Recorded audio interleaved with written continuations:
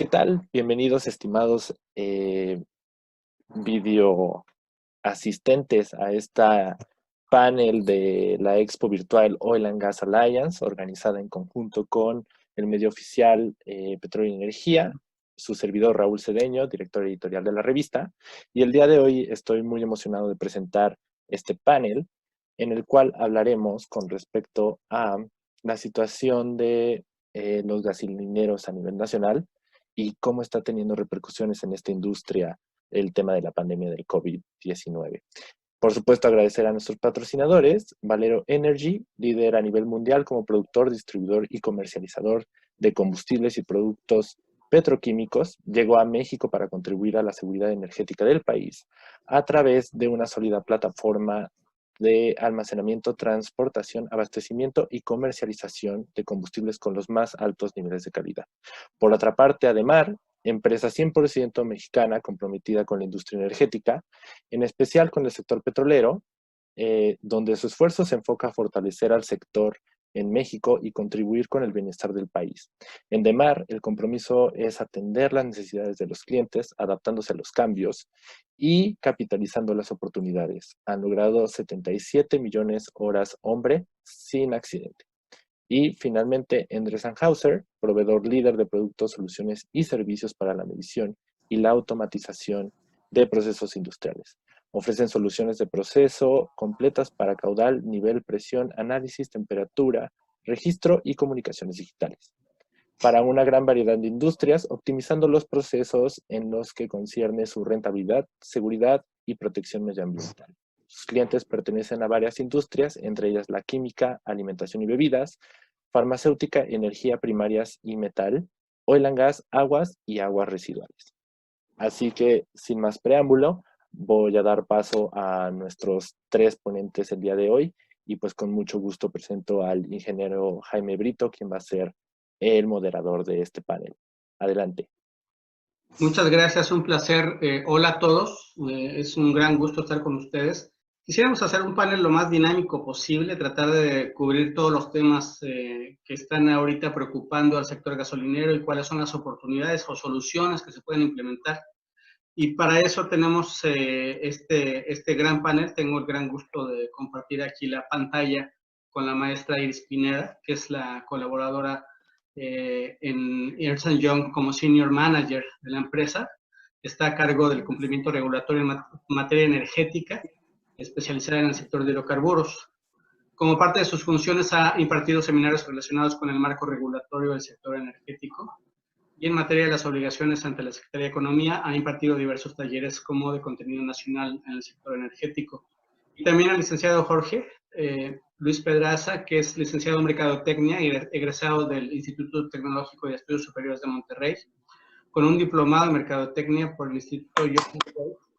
Y desde el 2017, en la actualidad, es el vicepresidente de la Organización de Expendedores de Petrolíferos y es presidente en la Asociación de Distribuidores de Gasolina y Lubricantes, entre otros cargos que preside en otras asociaciones en la actualidad.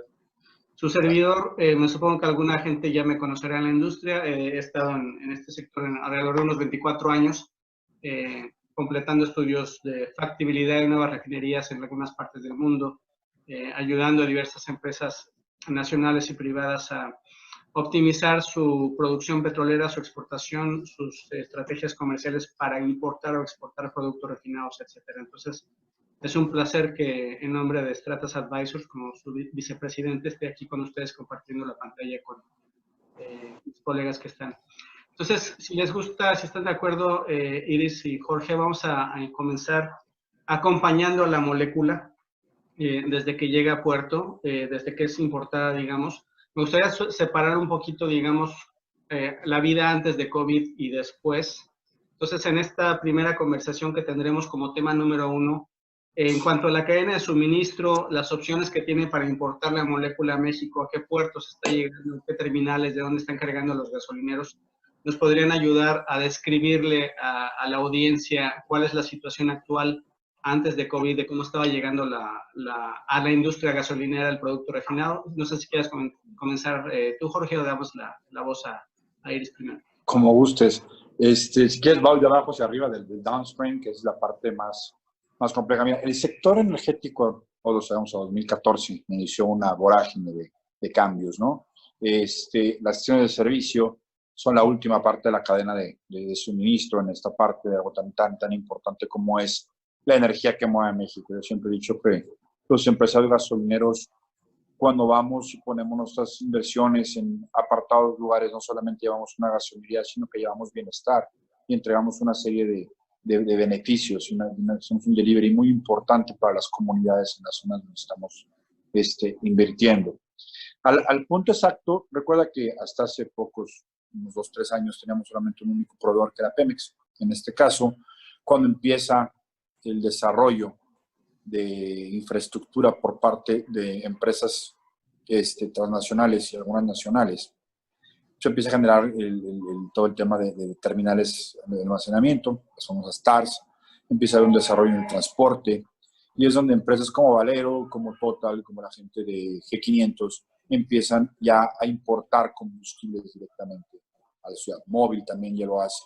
Yo estoy en la zona del Valle de Toluca, es una zona que el Estado de México es el estado que tiene más estaciones de servicio, tenemos 1,100 estaciones de servicio, y la zona del Valle de Toluca con sus 22 municipios tenemos 480 estaciones de servicio, ¿no?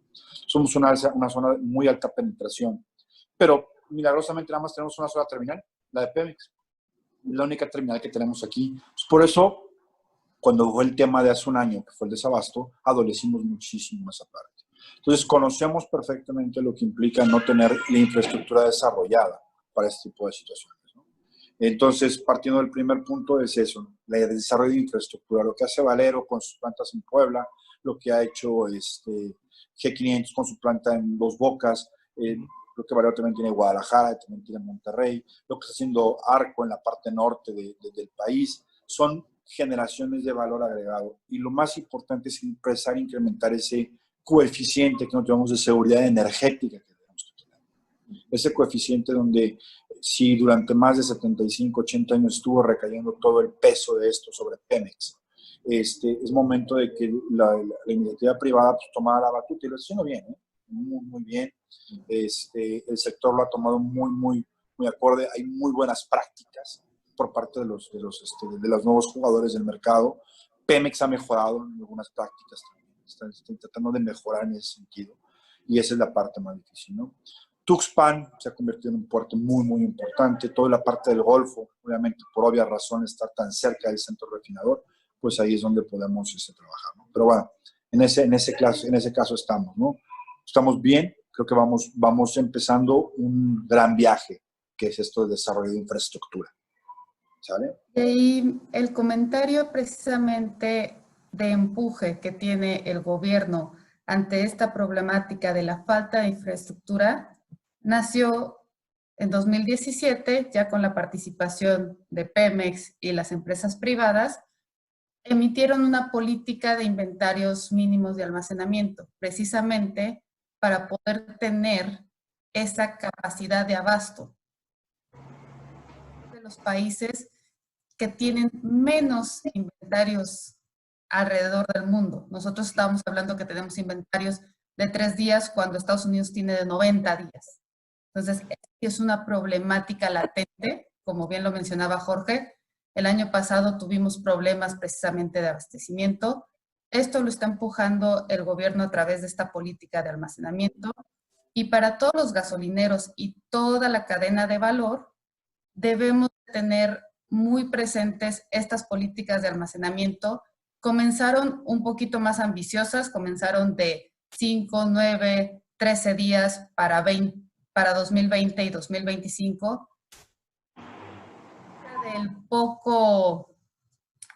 De la poca respuesta en cuanto a la flexibilidad de dónde ubicar precisamente esos proyectos, el sector privado se acercó a las autoridades, hicieron modificaciones precisamente a esa rigidez de los territorios para construir las terminales de almacenamiento, todos los proyectos de infraestructura. Se cambió esa regionalización y sí se disminuyó esos días que se tenía como proyectado tener esa política de almacenamiento, se redujo a 5 días, a 1.5 días en la parte de turbo en los aeropuertos, Y entonces, ¿qué es lo que nos está dando como resultado? Sí tenemos proyectos en puerta, como lo decías, Tuxpan se está volviendo un punto importante precisamente para la distribución de los petrolíferos, pero todavía nos falta mucho terreno por construir, literal por construir. Y las autoridades, al momento que flexibilizan esos días de almacenamiento y también otras opciones de almacenamiento, como es la adquisición de los tickets, son derechos financieros. Si tú no tienes una capacidad de almacenamiento, en caso de una emergencia de necesidad de producto, del abastecimiento, ustedes gasolineros, toda la cadena de valor puede conseguir estos tickets a través de Pemex o a través de la CFE. Esto es un ganar-ganar. Tienes esa capacidad de abastecimiento y también estas paraestatales tienen un ingreso. Entonces, pero más allá de solventar esta obligación a través de tickets, es una invitación a todas las empresas a continuar con estos proyectos de infraestructura. Una pregunta de las terminales que estaban proyectadas más allá, digamos, de junio de este año para la segunda mitad o para el año siguiente, ¿qué tanto creen ustedes que pudiera haber algún retraso en estas inversiones anunciadas de empresas grandes que estaban ya planeando poner almacenamiento, sobre todo del lado del Pacífico? ¿Qué tanto falta le hace? Sí, correcto. ¿Tienen datos específicos de cuánto se podría retrasar en cuanto a inversiones o es muy temprano para ver? Yo tengo un tema muy importante en la parte del Valle, bueno, lo que es el Valle Oriente, el Valle de México, ¿no? Es fundamental. Mira, en la zona de la Ciudad de México, el Valle, para recibir a 22 millones de habitantes, que es lo que está en la zona conurbada de la Ciudad de México, estamos hablando de que del lado del Estado de México hay 780 estaciones de servicio y la zona de la Ciudad de México hay 390, casi 400. Esto derivado de la política que tuvo muchísimo tiempo la Ciudad de México, muy restrictiva en la parte de generación de estaciones de servicio, ¿no? Obviamente se vinieron a la zona del Estado de México y nada más tienen 4 terminales. O sea, si tú sumaras el barrilaje que puede almacenar la Ciudad de México, es un barrilaje que realmente se le puede llegar a complicar muy, muy fuerte, ¿no? O sea, entonces, todo lo que está pasando en la zona del Valle Oriente, que sí está haciendo, que es la parte pegada al arco norte, que eso sí es muy bien, creo que está funcionando. Yo tengo conocimiento de que Vienova sí va a terminar a tiempo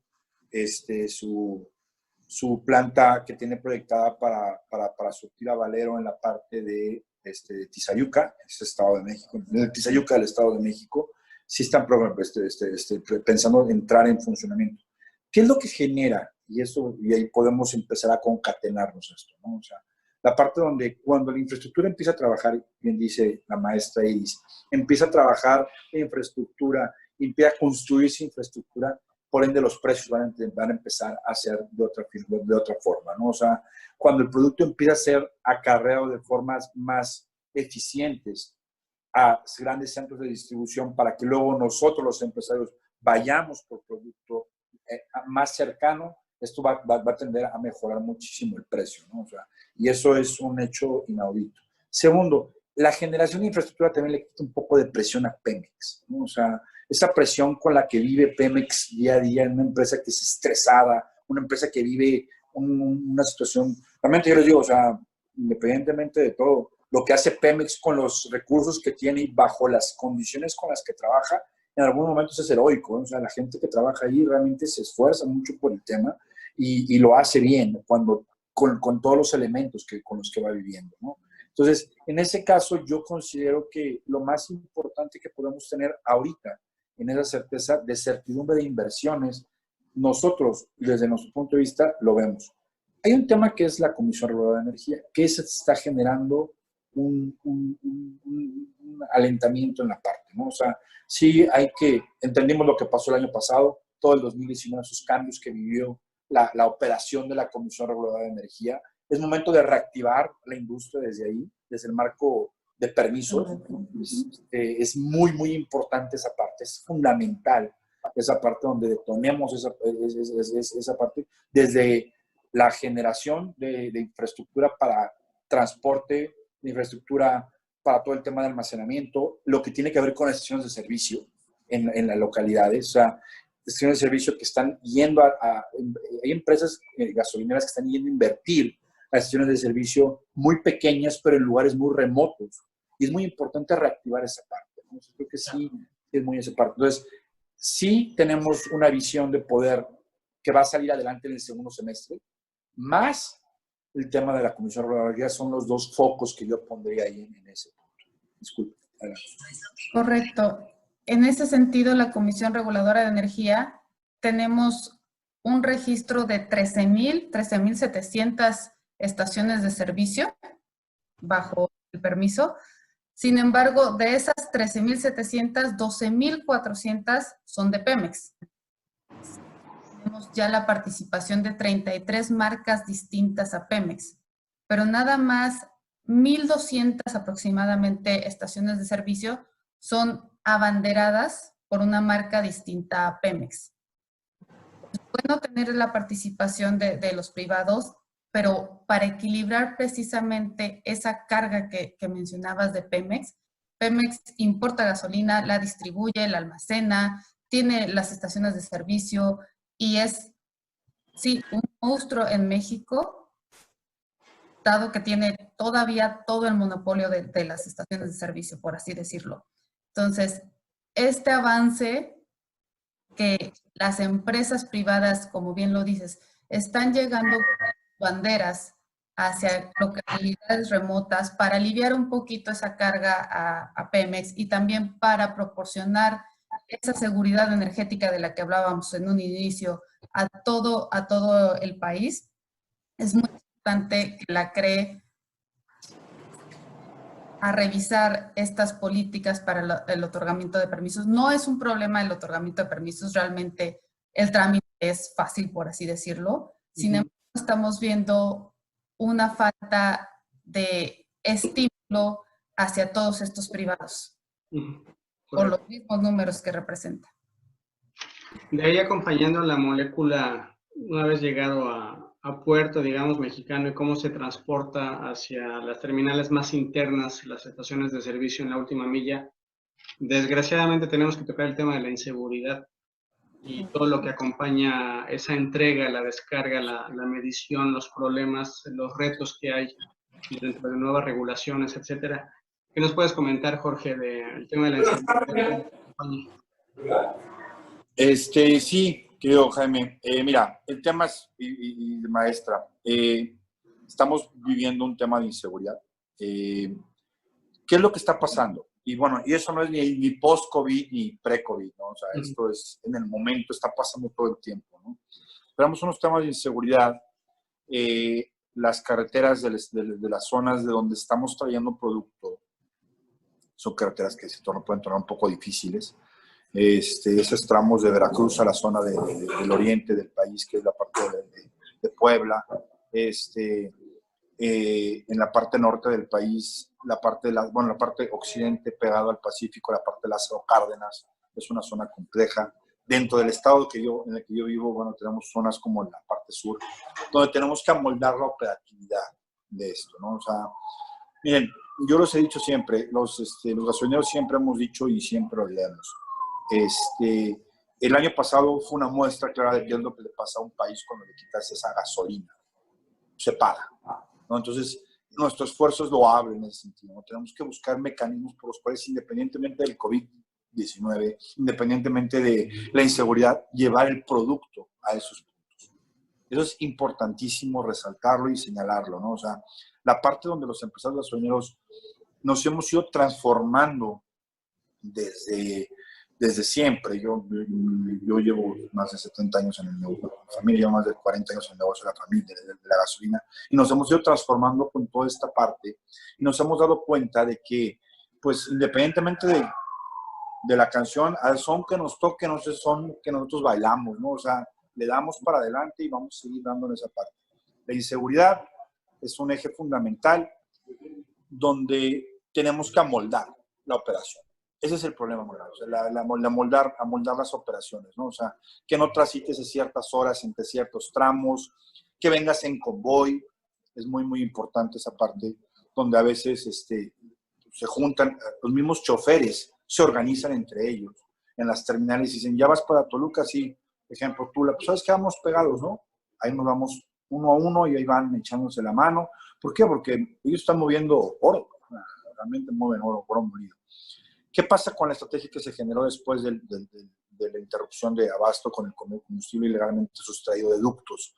También se modifica, ¿no? Entonces tenemos que cuidar esa parte muchísimo, ¿no? En ese sentido estamos muy, muy conscientes de esa parte. ¿Está bien? Maestra Iris.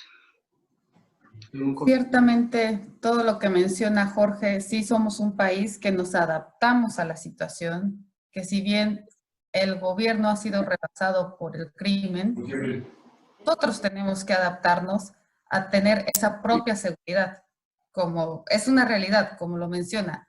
Las mismas empresas, los mismos choferes organizan sus viajes para protegerse entre ellos mismos.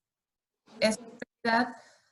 Sin embargo, la función de los entes reguladores obviamente no toma en cuenta estas problemáticas.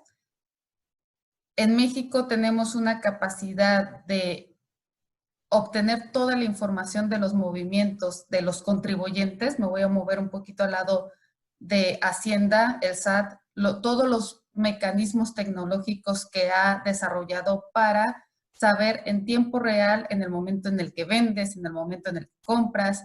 Y esta tendencia de rastreo informático ha tratado de implementarse en otros entes reguladores, como es la CRE. La CRE trajo un proyecto hace unos años que era el llamado el CIRETRAC, precisamente para evitar robo de combustibles a lo largo de la cadena de valor, mediante un sistema en donde cada permisionario tenía que ingresar los datos en tiempo real de compra, de venta, quién era tu permisionario de flete, de almacenamiento, de distribución, de estaciones de servicio. Sin embargo, no ha salido adelante ese proyecto. Están metiendo otros proyectos para la parte de control volumétrico por parte de Hacienda, para toda la cadena de valor, precisamente amarrar la factura contra tu compra, tu venta. Sin embargo, todavía queda de lado una parte de la seguridad del transporte de la molécula. Eso es simplemente que te lo roben a lo largo de la cadena de valor. Y otra cosa es la seguridad que tienen los mismos contribuyentes de comprarse entre permisionarios, que los tiene registrados la CRE. Yo los voy a dar de alta en el momento que yo haga mis reportes semanales, trimestrales ante la CRE, y toda esta información tiene que cuadrar. Entonces, estamos hablando de dos temas, una parte la inseguridad a nivel nacional y otra parte los mecanismos de control que está implementando tanto la CRE como Hacienda. Y ambos entes regulatorios, sí, la intención es buena, evitar el robo a lo largo de la cadena de valor. Sin embargo, también repercute en una carga administrativa adicional para todos los de la cadena de valor. En ese caso yo quisiera ahondar en la parte de, bueno, la seguridad física del producto, ¿no? Que es lo que les platicaba. Ahora, el sector gasolinero ha invertido muchísimo dinero. Desde los controles volumétricos que los que fuimos obligados a raíz de la reforma de 2007 y todo lo que hemos ido caminando en más de 16 años para asegurar la legal procedencia de los volúmenes. ¿Ya? Yo en algún momento participé con unos amigos en Centroamérica y les decía, ¿ustedes conocen un negocio que reporte cada 4 horas sus ventas? No, pues nadie. Yo te invito a uno, que es el sector gasolinero en México. En ninguna parte del mundo pasa, ¿no? Ahora ya es cada 24, ¿no? Pero ese empaquetamiento que hacemos de datos, esa forma de mandarlos, esa parte donde hemos invertido, nos cuesta mucho dinero, ¿sí? O sea, nos cuesta mucho dinero. Segundo, entonces tenemos esa parte de compra, aseguramiento de que antes teníamos un solo proveedor, ahora hay varios proveedores. seguimos en el mismo talante de comprar legal, moverlo legal, llevarlo legal, ¿no? Entonces, esa cadena está. ¿Qué pasa en la estación de servicio cuando llega? Se mete a un sistema, ese sistema genera ticket por ticket. Ahora esta es la parte que traemos de empezar a hacer las facturas globales contra las facturas ticket contra ticket, también es otro más que tenemos que meter ahí. Hay alguien más que se metió, que son los timbradores, que somos las empresas PACs, que están metidas ahí en esto donde, perdón, hasta se me fue la saliva, perdón, desde el costo, ¿no? O sea, es un costo el que tenemos ahí incluido, ¿no? O sea, es un costo que aparte independientemente no lo podemos ver reflejado en un momento del precio, más que pues pegando a tu ganancia. ¿Por qué? Porque si tú tengas una factura que emitas de 100 pesos o una factura que emitas de 20,000, cuesta 30 centavos timbrarla, ¿no? Y eso está ahí dado y no hay forma de moverlo, ¿no? Entonces, ahí hay un costo que está marcado, ¿no? Segundo, el sistema de control volumétrico. Luego vamos al tema de aseguramiento del volumen al consumidor final, ¿no? Tenemos ahorita y hemos pedido a la autoridad que nos apoye en pasar más atrás, en posponer el tema del transitorio número 3 de la norma, de la 005 de volúmenes. ¿Por qué? Porque esta inversión que tenemos que hacer, ¿sí?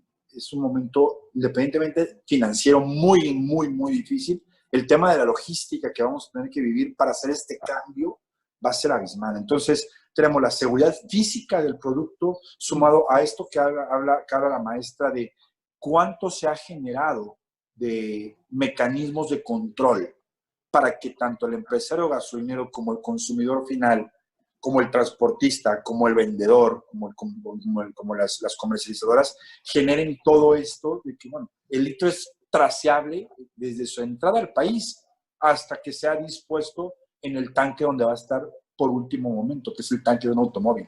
Tú puedes generar una trazabilidad total del litro.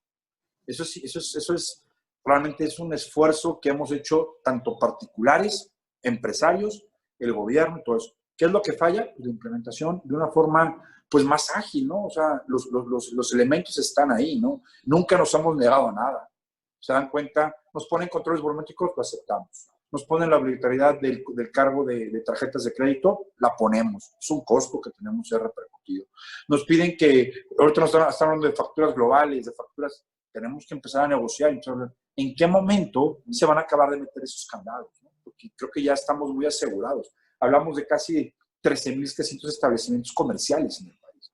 Esos son muchísimos. O sea, eso es mucho, mucho. O sea, somos una gran fuerza. ¿Faltan?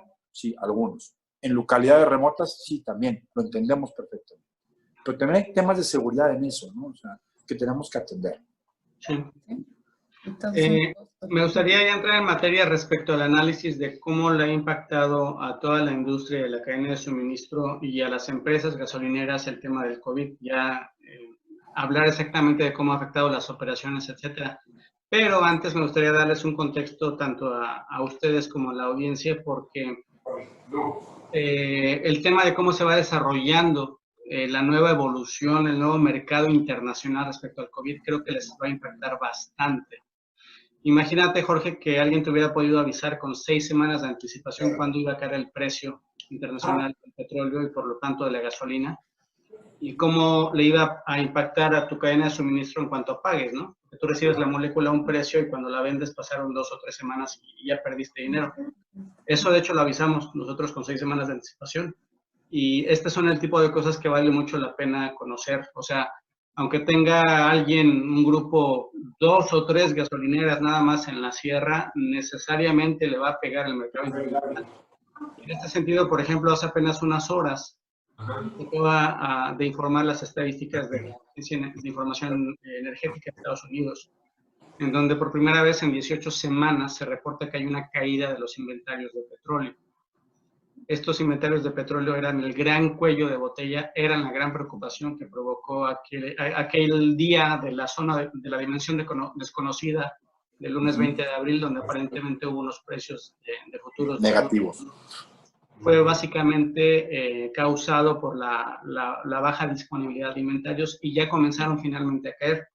¿Por qué caen? Porque las refinerías en Estados Unidos están incrementando sus operaciones, está regresando parcialmente la demanda, el consumo, pero por el otro lado también ya cayó la producción petrolera, que era bastante alta. Lo más alto que se produjo a mediados de marzo de 13.1 millones de barriles por día, ya cayó 1,5 millones la producción petrolera. Es decir, lo que muchos países en el mundo producen, en Estados Unidos ya cayó en apenas 6, 7 semanas. Entonces, entre comillas, es bueno para el sector, a pesar de que tenga su impacto negativo en varias partes de la industria en Estados Unidos, en el empleo, etcétera. En el gran contexto de las cosas, el día de hoy las estadísticas dan unos números más robustos que le darían fuerza al precio tanto del petróleo como de la gasolina y del diésel, al menos en el próximo mes, ya teniendo menos inventarios petroleros y una evidencia fuerte de caída de producción. Tendríamos más o menos algo de estabilidad, mi querido Jorge, y demás gasolineros, en cuanto a sus precios, por lo menos. Y creo que lo único que podría cambiar fuertemente esta robustez, no van a regresar los precios a como estaban en diciembre, no va a subir el crudo a 50, 60, hasta que haya una vacuna, pero por lo menos podría mantenerse así, a menos que estas noticias que nos están llegando, por ejemplo, de Alemania, de Corea, de que por haber liberado un poco las restricciones ya están habiendo nuevos brotes fuertes de infecciones, a menos que se anunciara nuevamente en los Estados Unidos o en Europa, por ejemplo, una nueva ola de restricciones más fuertes para que se resguarde la gente en su casa y que le impacte al consumo. Si se fuera a anunciar eso en Estados Unidos, en Europa, yo anticipo que el crudo podría volver a caer al menos a un dígito. Esperemos que no suceda, que el regreso a actividades parciales sea de la forma más controlada posible para que no tengamos todos que bajar otra vez la demanda. Pero este es más o menos el contexto internacional que me pareció importante ponerlo de anticipo a la conversación de cómo ven ustedes el sector, cómo le pegó el día a día a las operaciones. Jorge, ¿cómo ves, Iris? ¿Cómo se ha tenido que ir acomodando la industria con esta nueva realidad y que por lo que parece va a seguir aquí unos buenos meses? Mira, pues mira, voy a tomar la dinámica de empezar desde el punto de vista del empresario. Permiso. Mira, el día a día se vio afectado totalmente. Ok. Yo platicaba con... Yo opero estación. Yo sí estoy en una estación de servicio todos los días y todo eso. Platicaba con los jefes de turno y decía, ¿qué es lo que pasa? Me dice, al principio la gente, te voy a decir una cosa, se paniqueaba o como que notaba hasta un poco extraño que agarraras una toalla húmeda con Clorox o con una toallita y limpiaras la terminal antes de pasársela. Y cuando la regresabas, la volvías a limpiar, ¿no? O sea, esta parte que es tan sencilla como que tú pongas 4 dígitos dentro de un aparato, que era para incrementar la seguridad, ahora se convirtió en una zona insegura para muchas personas. Esto es fundamental y es un ejemplo que yo pongo cada vez que me preguntan ¿cómo le pegó a tu industria? Le digo, fuimos avanzando en temas de que te diera algo y ahora me lo regresas, cuando me lo regresas lo limpio o lo agarro con guantes, ¿no? Eso es fundamental, ¿no? Segundo, yo te lo digo, nosotros traemos producto desde Puebla, de una terminal de Valero, en la parte de Puebla, en Huejotzingo, y ahorita supongo frenamos mucho y mandamos traer grandes volúmenes, tenemos volúmenes pequeños, para que el chofer vaya una sola vez. ¿Por qué? Porque, bueno, queremos evitar ese tránsito por la parte donde va, esa parte donde tenemos que empezar a incrementar esa situación, ¿no? Ejemplos, te puedo dar varios, ¿no? Supongamos, la 035, esta norma que se nos aplicó a raíz de estrés laboral y todo este tipo de situaciones, ahorita tiene otros tipos de indicadores, ¿no? Porque va a venir con otros tipos de indicadores. ¿Por qué? Porque antes el estrés era un asalto, el estrés era una situación, ahora el estrés no vaya a contagiar. Sí, o sea, ¿cómo nuestra normalidad empezó a moverse? Cuando platicábamos tú y yo en algún momento previo a esto, te decía, somos las estaciones de servicio, los bancos hoy anunciaron que van a cerrar algunas sucursales bancarias, ya nos avisaron a nosotros, todo eso. Yo si implanto y les digo, ¿saben qué? Voy a cerrar la estación de servicio, esto es parecido al desabasto, o sea, voy a perder lo poco, lo mucho que esté vendiendo, lo voy a perder, ¿no? En ese sentido. Entonces, la normalidad de nosotros como empresarios fue eso. Hemos hecho y te lo digo con todo el conocimiento de causa, un esfuerzo titánico por no pegarle al empleo. ¿sí? ¿Sabes cuánto nos hemos esforzado? Te puedo decir que hemos buscado... La caída de la venta que has tenido, Jorge. No, pero nosotros traemos 75% de pérdida de venta en la zona.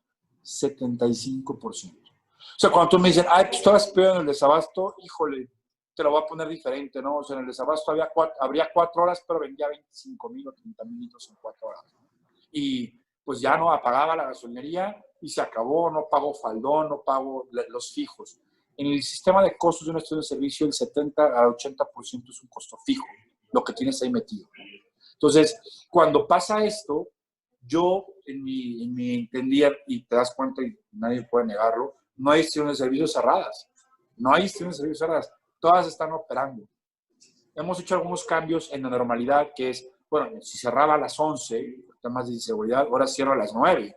Porque aparte ya no hay nadie en la calle a quien venderle. ¿Sí?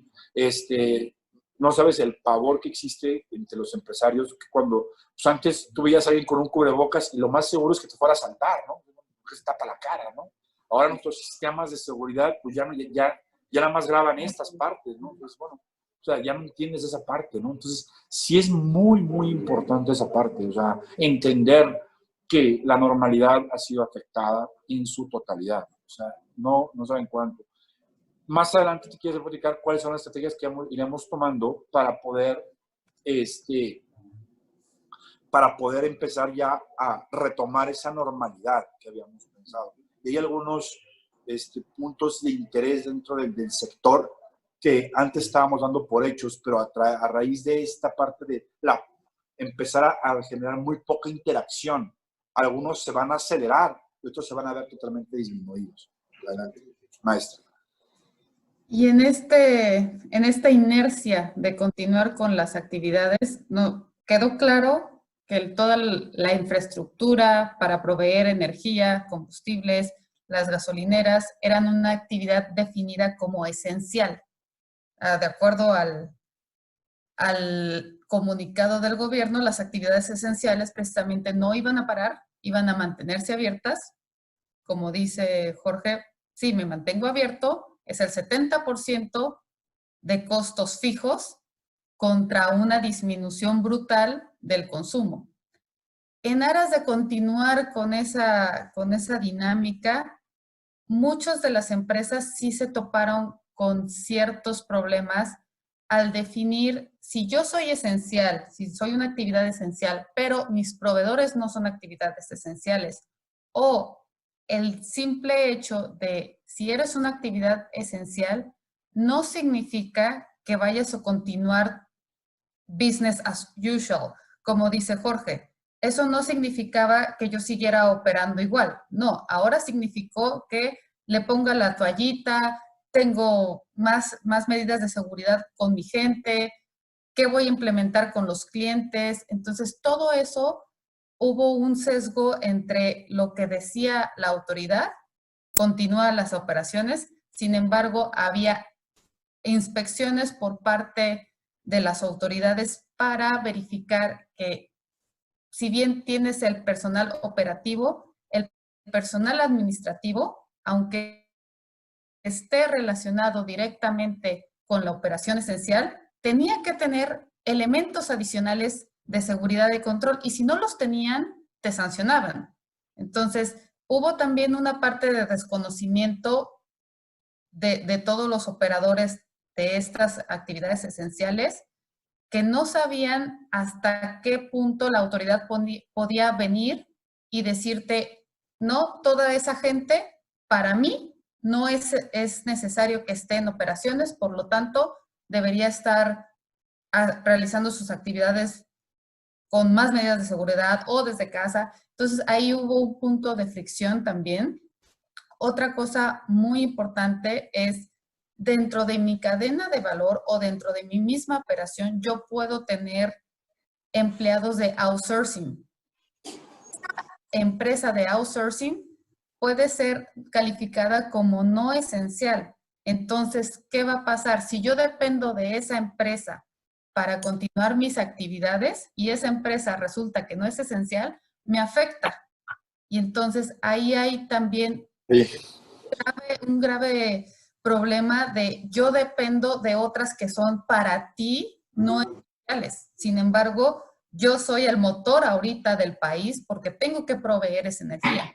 Entonces, en esos temas, sí, la recomendación con todos los gasolineros, con todo el sector de la cadena de valor, es revisar esos temas contractuales de operación. ¿Cómo vamos a proteger a nuestra gente y también cómo nos vamos a proteger nosotros de continuar con estas actividades? Mira, ahí te doy un ejemplo clarísimo que pasó, en verdad nos pasó ayer, ¿no? O sea, de repente nosotros tenemos por normatividad hacer limpiezas ecológicas ciertos tiempos, ¿no? Entonces, pues esto, cuando los proveedores son cosas muy especializados y hay pocos proveedores que lo hacen de una forma eficiente y eficaz, ¿no? Entonces, ayer estábamos limpiando la limpieza y llegó la autoridad y nos dijo, ¿y ellos? Es que ellos no pueden operar. ¿Por qué? No, pues que ellos no están. Entonces, voy a dejar de cumplir una normatividad que me está marcando la ley, porque dentro de esta parte. Tenemos una cosa, y no es un reclamo a la autoridad. O sea, eso hay que ser muy claros. Es que es el aprendizaje exige cierto criterio, ¿no? O sea, entonces, bueno, afortunadamente el inspector dijo, tienes razón, o sea, si tú tienes marcado una limpieza ecológica cada cierto tiempo, pues lo tienes que hacer. Segundo, Profeco, igual, ¿no? En el tema del control de volumen, yo tengo que entregar cada semestre mi calibración electrónica. Las unidades verificadoras me dicen, yo no puedo hacerla, porque yo no estoy dentro de la gente de esencial. Y es apoyando lo que dice la maestra, ¿no? Este marco de la nueva normalidad, sí, pues nos genera unas incertidumbres en materias normativas también muy, muy grandes, ¿no? O sea, el otro día estábamos terminando también un estudio donde decimos que a nosotros la normatividad actual a raíz de la reforma energética, sí, lleva más o menos un 15% o un 30% extra en el costo.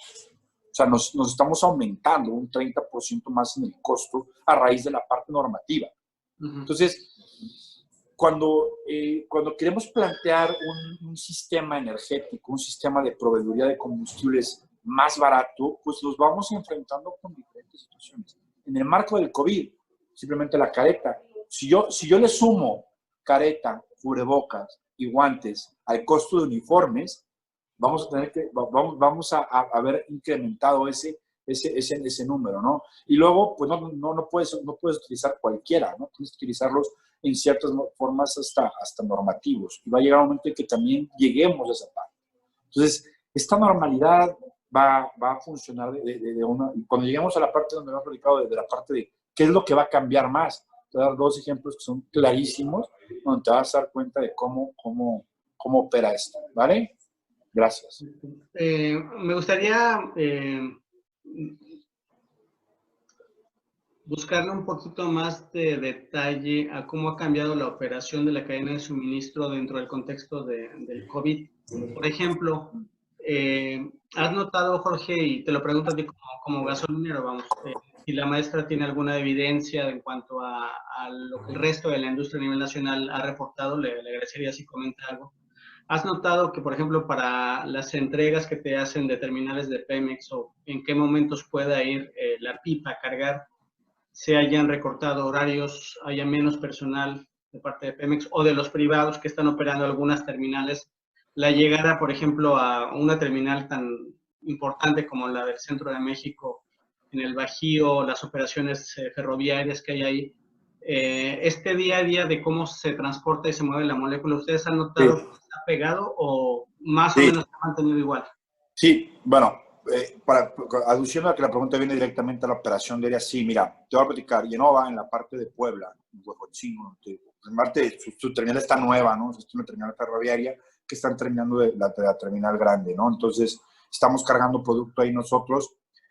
El chofer tuvimos que entregar una serie de evidencias de sanitización de cabinas del autotransporte, ¿no? Entonces, el chofer sanitiza la cabina con un líquido que nosotros mandamos pedir, que tiene una certificación, una norma. Él llega con unas personas, limpia la cabina, le toman la temperatura al momento de entrar a terminar. ¿Sí? ¿Quién te iba a tomar la temperatura en algún momento? No, nadie, ¿no? O sea, era inaudito. Su interacción con todos los elementos dentro de la terminal es con guantes, no puede tocar nada sin guantes. antes lo hacíamos, pues, el papeleo y todo eso lo podías hacer sin nada. Ahora el papel lo entrega con un guante, lo tiene que entregar con un guante. ¿Por qué? Porque así lo pide la terminal. En tanto en la reducción operativa, no te puedo decir mucho porque nosotros, esta terminal es nueva, realmente empieza a operar muy reciente a la entrada del COVID. Sí, o sea, ellos empezaron a operar por enero y fue paulatino cómo fueron entrando. Lo que sí nos han pedido ahorita es evidencia diaria, fotográfica, de cómo sanitizamos cabinas y cómo el chofer está tomando a cabo este tipo de cosas. En la operación del día a día, nosotros aquí sí le pedimos a las proveedorías, ayer digo, recibimos la proveeduría de la limpieza ecológica, nosotros tomamos la temperatura del personal, nosotros bajo normativa de nosotros, tomamos la temperatura del personal del que entró a las instalaciones de nosotros. Va a decir, oye, pero ¿por qué será, no? Es un tema más que nada porque lo tenemos muy visto ahí para poder pues tenerle garantías a nuestro personal que con los que interactuó, pues al menos no tenemos evidencia de que estuvieran contagiados de COVID. Entonces, en ese sentido, pues sí lo tenemos que hacer, ¿no? Tenemos y nos obligamos a hacerlo, ¿vale? Entonces sí se ha cambiado. La proveeduría en ese sentido, sí, han sido muy quisquillosos. Nosotros tenemos que estar en el servicio Pemex, más o menos es parecida a la situación. No tenemos que enviar evidencias, pero sí están pidiendo apoyo en ese sentido, ¿vale? Y en el mismo sentido de la manipulación física del producto, las medidas que se tienen que tomar, inclusive la misma información que viaja del proveedor al cliente o de permisionario a permisionario, nosotros tenemos que recabar toda la información de ventas, de los tickets, facturas, reportarlos ante la CRE. Ese mismo flujo sí se ha visto afectado precisamente porque no tengo el personal administrativo al 100% o he tenido algunos problemas de comunicación con el personal administrativo trabajando desde casa, lo cual repercute en un envío de información ante la CRE tardío, que sabemos que la autoridad regulatoria ante tardía en ese envío de información te puede también aplicar sanciones. Sin embargo, tampoco está normado que tengas esos problemas por el envío de información. Si tienes un esquema de un caso fortuito o de fuerza mayor para suspender actividades. Sin embargo, ese caso fortuito también tienes que presentar un aviso ante la CRE. Es un trámite que tienes que tener esa burocracia de llevar a cabo. Tenemos también todos los temas, como bien lo dice Jorge, que voy a implementar yo como gasolinero en un tema reputacional. Un tema reputacional de que todas mis gasolineras abanderadas con mi marca tengan esas medidas de control adicionales. Sin embargo, no puedo forzar a mis gasolineros a incrementar un costo. De que lo van a hacer y lo hacen con mucho gusto por salvaguardar la seguridad de todos. Sin embargo, es un tema que tenemos que revisar esa relación contractual entre permisionarios. ¿Hasta dónde pones tú, hasta dónde pongo yo para mantener toda esa seguridad? Que no está normada por ninguna regulación actualmente. Tenemos que seguir avanzando en esta simple inercia, como lo decías, ante la inseguridad, nosotros mismos nos protegemos. Ante falta de normas de qué elementos adicionales puedo implementar, pues también nosotros, en coordinación con mi permisionario que me surte el producto, que me hace el flete, que distribuye, tengo que coordinarme. La semana pasada también hubo una modificación en lo que son los regulados del SACISOPA. Todo lo que es la cadena de valor de la industria de hidrocarburos, desde la exploración y extracción de hidrocarburos hasta el colocarlo en el público en general en las estaciones de servicios, tienes estos sistemas de administración, que es el SACISOPA. Recientemente incluyeron dentro de esta regulación del SACISOPA también a los distribuidores de petrolíferos. Entonces, todo esto es un marco adicional de regulatorio y es un costo adicional también, es una carga administrativa para todos los involucrados. Como lo decimos, es el ejemplo que decía Jorge. También queda mucho de parte de las autoridades un poquito de sentido común hacia dónde voy a ampliar esa responsabilidad de poder continuar esas operaciones y que mis proveedores estén o no estén definidos como una actividad esencial, me puedan apoyar para continuar con estas operaciones. De lo contrario, sí voy a tener esas disrupciones en la operación que al final me impactan en un costo financiero, en el mismo comprometer que llegue el producto a todas estas zonas del país. Ok, perfecto. Por lo que estoy viendo, podríamos intentar desglosar con un poco más de detalle desde el punto de vista de los retos para la industria, creo que en dos grandes ramas a lo mejor. Una que sería más o menos la comercial, que tuviera que ver con los costos, tal vez la liquidez, el flujo de efectivo, todo lo financiero, las estrategias comerciales para seguir reacomodándose y sobreviviendo hasta cierta forma, Jorge. Y del otro lado, todo lo que tiene que ver con los retos específicos, más desde el punto de vista regulatorio de cumplimiento, que a lo mejor la maestra Iris se podría ampliar un poquito más en ese punto de vista. ¿Cuáles creen que sean los, digamos, 3 temas más fuertes, los retos más fuertes de aquí al futuro? En cuanto a lo comercial, sobre todo, Jorge, tus costos, tu liquidez para, por ejemplo, si te provee producto Valero, Pemex, tú tienes que pagarles, no importa que pierdas en la venta, etcétera. ¿Cómo está tu reto? ¿Cómo pinta tus soluciones en el corto plazo? Mira, en ese sentido te platico, Jaime. El resto viene en 4 formas, ¿no? La primera y la esencial es, la primera es cómo modificó esto el estándar. Platicaba, hay grandes formatos que estaban entrando en temas de autoconsumo, ¿no? Que llegabas, pagabas con una tarjeta y te servías, ¿no? Eso creo que a raíz de esto va a ser muy, muy compleja la entrada. ¿Por qué? Porque ya no sabes quién toca el dispensario, ya no sabes con quién estás interactuando, ¿no? Eso es muy, muy importante en esa parte. Segundo, esa operación diaria es la que va a cambiar. ¿Cómo nos impacta en costos? Desde la careta, el guante y todo eso, pues va a tener un tema. ¿Qué pasa? Bueno, en el tema del producto y la compra del mismo, ¿no? La reposición de inventarios nos va a costar mucho trabajo. Es una subida lo que traemos ahí enfrente. Tenemos un tema de subida, es una cuesta lo que viene enfrente. La reposición de inventarios sumado al tema de la competitividad en esa parte. Lo que nosotros vemos en la parte financiera es las empresas petroleras tienen que empezar a alargar los temas de crédito. ¿Por qué? Porque ante este cambio de movilidad, si tú vendías una pipa en cierta cantidad de tiempo en la cual te ajustaba para poder pagársela al proveedor, esto cambió totalmente. Llevamos 54 días en estaciones de servicio que tienen ciclos de compra de 5 o 6 días. Estos se fueron a ciclos de compra de 14 a 16 días. Entonces, el proveedor te daba un crédito de 7 días. Pues el producto que tengo ahí guardado no lo he acabado de vender y ya tengo que pagarlo. Ni siquiera comprar más. Ya tengo que pagar ese producto. Entonces, en ese caso, sí hay una situación muy, muy importante.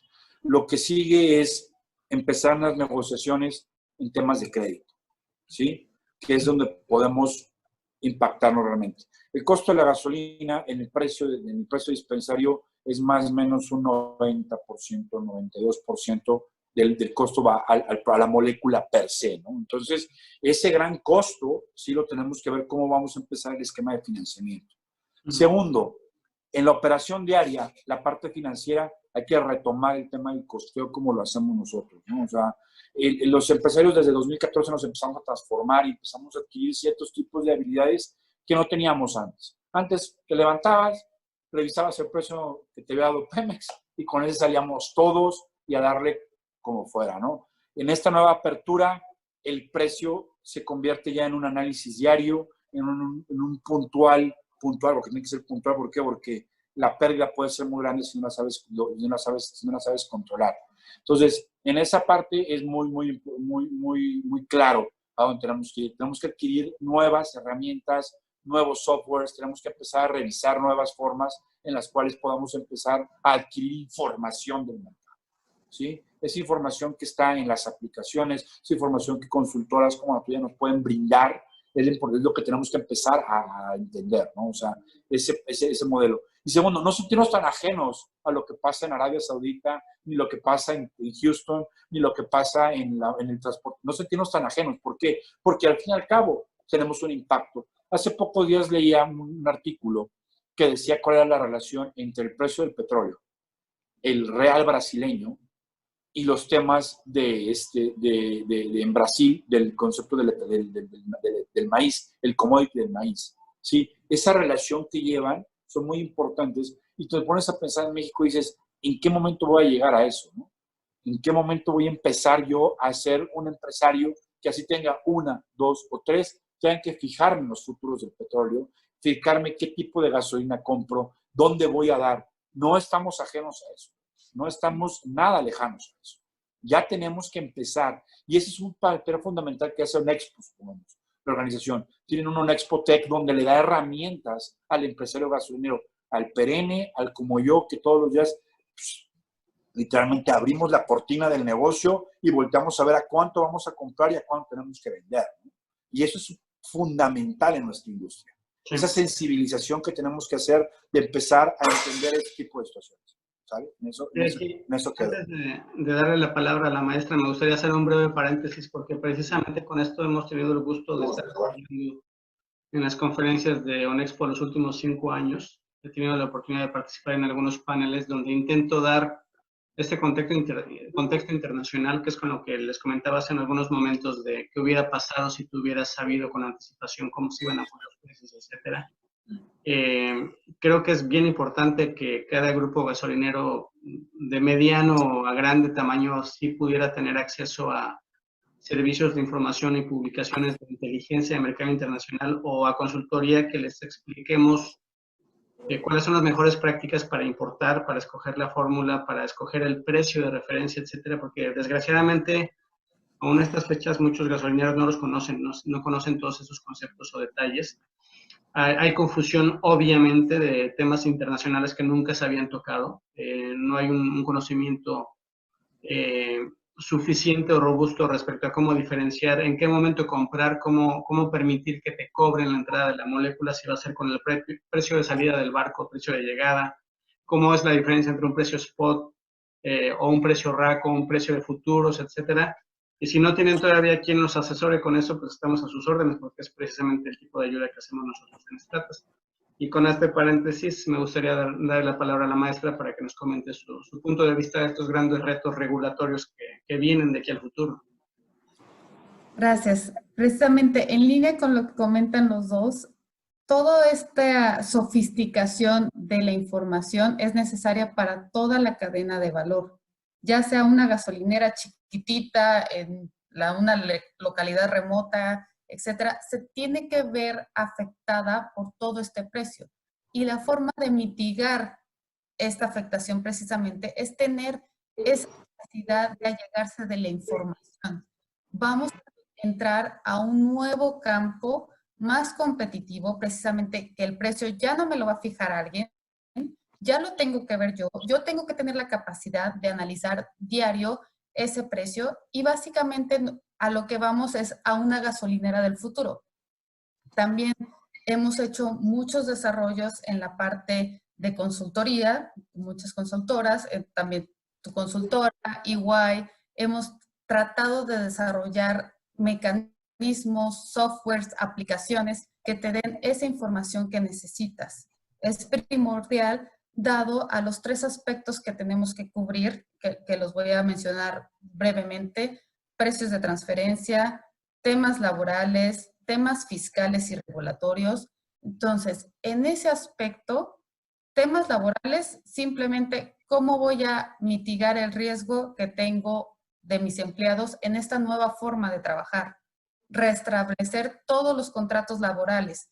¿Qué va a significar un riesgo de trabajo si estás en tu casa o si te quedas en la planta y te enfermas? O ese tipo de situaciones que no las teníamos contempladas antes del COVID, obviamente ahora son un eje central de atención, revisar todos nuestros contratos laborales.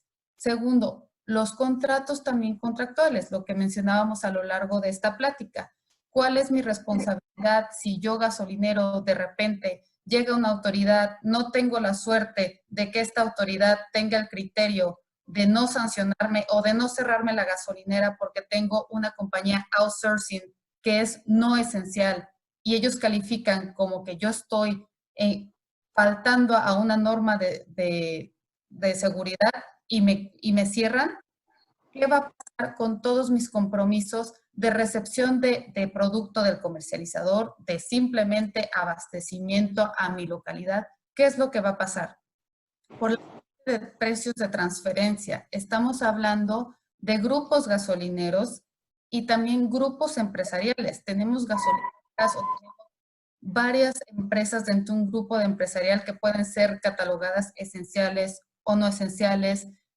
¿Quiénes de ellos tenemos que revisar cómo vamos a absorber las pérdidas o qué grupos van a absorber las pérdidas de los esenciales, no esenciales? Ver cómo vamos a reflejar esas pérdidas en nuestros estados financieros es una realidad. Tenemos que analizar eso. También tenemos que voltear a ver el cómo hacer más eficiente la carga fiscal. Desafortunadamente no hemos tenido mayor apoyo por parte del gobierno para todos los empresarios. Tenemos que revisar qué posibilidad tengo para acelerar las devoluciones de IVA, para aprovechar una disminución del coeficiente de utilidad. Toda esa gama de impactos que vamos a tener, tenemos que controlarlo. Y algo muy importante que mencionamos es el software adecuado, la información adecuada que tengo que tener en el día a día, a la hora cero, tengo que allegarme de toda esa información. Ciertamente son costos administrativos, pero la información de la que nos alleguemos precisamente nos puede ayudar a mitigar esas pérdidas y hacer más eficiente el precio, la operación de toda la cadena de valor. Tenemos que ser un poco más sofisticados en ese aspecto.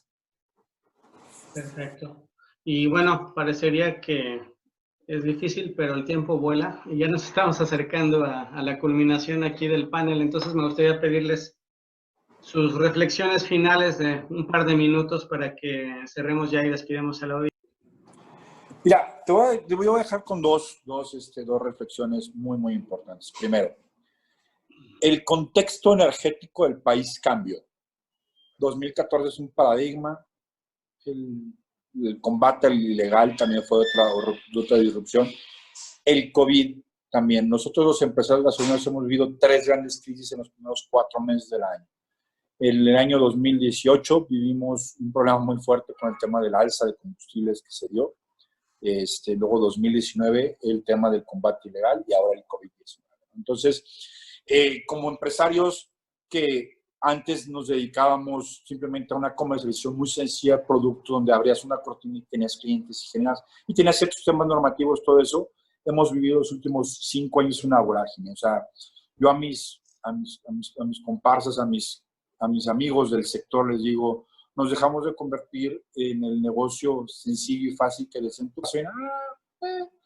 Llegaba el reclamo de ya den litros bien y todo eso, ¿no? A convertirnos en empresarios que vivimos en un contexto globalizado, donde te preguntan la típica cena de, oye, ¿y cómo viste lo de Arabia, no? ¿Lo de Arabia qué? Pues, ¿qué es esto que pasó? ¿Cómo te impacta, no? Entonces, hay que allegarnos de información. Entonces, es mejores empresarios. Y los mejores empresarios conservamos las fuentes de empleo. Lo estamos haciendo a marchas forzadas. No sabes cuánto hemos estado pugnando porque no se pierda un solo empleo en el sector energético de la estación de servicio. No sabes cuánto nos hemos esforzado en eso. Segundo, y por el que contribuyo es, nuestros clientes que están allá afuera, que estén tranquilos, nosotros vamos a estar aquí. Todo estará bien. Aquí tienen gente que está comprometida con el desarrollo del país, gente que está en el día a día en el desarrollo del país. Yo estoy en mi oficina ahorita, yo salgo, sanitizo mi camioneta, me voy a su casa y estoy con mis hijos. Yo estoy en el día a día en el día a día. Los empresarios estamos en ese combate, en esa parte, ¿no? Entonces, todo estará bien, todos estaremos bien en ese sentido, ¿no? Cuando salgas en esta nueva dinámica que ya agarró el gobierno federal de semáforos, todo eso, nosotros tenemos un semáforo que es verde siempre. Siempre vamos a estar aquí y siempre vamos a estar todos los días. Las marcas, Pemex, Valero, que están haciendo grandes esfuerzos, esa parte de la seguridad energética se transforma en la seguridad del abasto, que se va a transformar en la seguridad de que el producto esté disponible para cuando este país se reactive y funcione al 100. Eso es súper importante que estemos, ¿no? O sea, no tengamos esa duda de esa parte. Y ya para terminar con este agradecimiento a Petróleo, Energía y Oil and Gas, estos foros sirven muchísimo para que los empresarios, el público en general y la gente tengan casi no ocupo frases en inglés, pero esto lo ocupé, es 2 steps behind y tengan el big picture, ¿no? O sea, la gran foto de lo que es el sector energético del país. Que tú vayas a casa y hoy que estás en casa y que cuando se reactive esto, vayas a casa, vayas a trabajo, tiene un esfuerzo realmente grandísimo de muchísima gente, ¿no? El que llegue 1 litro de gasolina a una comunidad remota donde vamos a sacar flor, donde vamos a activar con diésel el campo y todo eso, es un esfuerzo descomunal de proveeduría, de choferes que están allá afuera. Yo la verdad, a mis choferes, lo juro que les agradezco que no te dicen que no, y te dicen, oiga, voy a pasar por Ecatepec, donde está durísimo, pues súbele al vidrio y pégale, no hay bronca, o sea, tú no te pares y no te pares a comprar nada, llega donde tengas que llegar. Esa parte, la verdad, a veces no nos damos cuenta de qué es lo que es importante. Todo el mundo dice, yo voy al súper, pero no sabes lo que tuvo que haber pasado para que llegara leche al súper. Sí, esa gran cadena de valor que le estamos dando. Entonces, la verdad, hay muchos héroes, sí, los doctores los aplaudimos, pero también hay otros héroes que están afuera, que están trabajando día con día con tal de seguir manteniendo este país, pues moviéndose, ¿no? En un letargo, pero moviéndose. O sea, estamos en una cámara lenta, pero seguimos funcionando. Entonces, en ese sentido, creo que debemos estar tranquilos. Este país, una vez más, ha demostrado que funciona y funciona en el empuje de los empresarios, funciona en el empuje de la clase trabajadora, funciona con gente que le apuesta a este país, ¿no? Gente que viene del extranjero, marcas que han llegado a decir, aquí estamos. Pemex mismo, la verdad te lo digo con toda honestidad, o sea, yo les decía, independientemente de todo, ahí están, ¿no? Ahí están y ahí estarán. Igual las marcas que están incrementando su volumen de participación en el mercado, ¿no? Pues más que nada esa es mi conclusión. La fuerza de este país no se define por gobierno ni nada, se define por la gente que está en el día a día funcionando y trabajando. Y eso es más que nada, tenga la tranquilidad de que todo estará bien y que cuando salgamos a activar este país, todos juntos, los empresarios gasolineros del país estaremos como hemos estado desde el día 1, cuando nos dijeron cierren todo y aquí seguimos, ¿sí? Muchísimas gracias a los organizadores, muchísimas gracias Jaime, qué gusto encontrarte, te he visto en muchos foros, es un gusto poder platicar con gente que conoce y maestra, pues también un gusto, ¿no? Que prácticas como Ernest & Young estén volteando un sector que mucha gente en algún momento desdeñaba, decía, son gasolineros, esos cuates, perdón la expresión, decían que era un negocio de viudas, ¿no? Ahora no, ahora somos empresarios gasolineros. Muchísimas gracias. Gracias, Jorge. Maestra. Correcto. Precisamente ese mensaje es muy importante. Nos estamos convirtiendo en una empresa mucho más sofisticada. Los gasolineros, los transportistas, los almacenistas, ciertamente tuvimos años en los que no fue posible llegar a la par de otros países con la infraestructura, con el abastecimiento, con precios competitivos, pero ahora precisamente ha sido a través de la reforma energética convertirnos en estos empresarios que podemos reinventar todo el sector de hidrocarburos. ¿Qué es tan importante? Porque simplemente, como lo dice Jorge, no tenemos idea qué hay detrás de la leche en el almacén, qué tuvo que haber pasado para mover todos estos productos que necesitamos. Esa movilidad sigue siendo una medida muy importante alrededor del mundo. La movilidad es un 80% del sector de hidrocarburos. Entonces, el sofisticarnos y entrar en esa ola de una nueva etapa del sector hidrocarburos en nuestro país es muy positivo, como bien lo dice Jorge. Estamos enfrentando nuevos retos que nos cambian, pero que nos convierten en empresas más eficientes, independientemente de la situación actual que estamos sufriendo. Este país siempre tiene las medidas necesarias para, independientemente de la falta de regulación, de la falta de control en temas gubernamentales, la gente es la que mueve al país. Entonces, me sumo a la parte de los aplausos a todos los héroes que tenemos al frente, los doctores, las enfermeras, y me sumo también a todos los que han mantenido a flote a este país en estos meses con la operación de las actividades esenciales, y tratemos de continuar en esta ola al incorporarnos poco a poco a las actividades de regreso, tengamos las medidas de seguridad que podamos nosotros mismos implementar. Y nada más me resta pues agradecer a los que hicieron posible este foro. Como bien lo dice Jorge también, es muy importante comunicar a todos los empresarios, a todos los gasolineros, el día a día, la situación, y tener estos foros que nos apoyemos unos a otros. Muchas gracias a todos. Muchas gracias. A mí, por mi parte, estoy de acuerdo con ustedes en cuanto a agradecer a todos los héroes de la cadena de suministro. No voy a redundar mucho en eso, pero sí me gustaría hacer un poco de hincapié en que afortunadamente hay un gran liderazgo en la UNEXPO Nacional. A través de eso he tenido la oportunidad de conocer a mucha gente como Jorge, afortunadamente, que son gasolineros bastante comprometidos, que reconocen la necesidad de expandirse, de aprender, de sofisticarse más, y esto creo que es lo que le ha dado esa fuerza al sector. Qué bueno que así sea. Le agradezco mucho a UNEXPO Nacional y a Global Energy México, que a través de ellos fue que fue invitado a esta participación. Obviamente también agradezco también a la Alianza y a Petróleo y Energía por la oportunidad. Y nada más insistirles en eso, que desgraciadamente me ha tocado ver a muchos expertos, entre comillas, que repiten lo obvio, lo que leemos en los periódicos, etcétera, pero creo que vale la pena que seleccionen sus fuentes de información, sus fuentes para recopilar decisiones que sean aplicables, que sean implementables, que les sean útiles a la industria. La gente que les puede pronosticar con 6 meses, 2 meses, 6 o un año de anticipación cómo se van a mover las cosas, para que ustedes puedan tomar sus mejores decisiones, y en este sentido, pues estamos a sus órdenes, quedo yo a sus órdenes personalmente para cualquier duda de cómo asesorarlos, ayudarles a definir sus precios, sus estrategias, etcétera.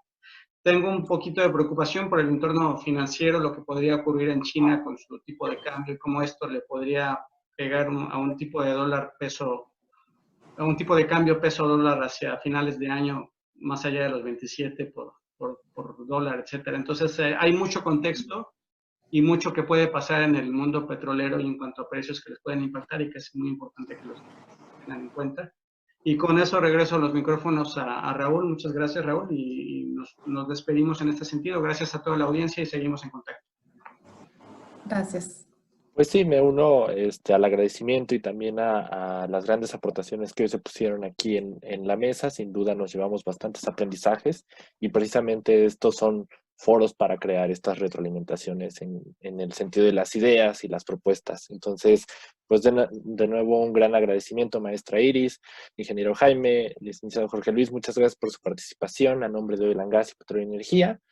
Y pues a nuestra audiencia, por supuesto, invitarlos a continuar nuestras transmisiones, a seguirlas de cerca el próximo miércoles vía YouTube de Petróleo y Energía y por la página de la Expo. Ahí vamos a estar en punto de las 5 de la tarde con la transmisión.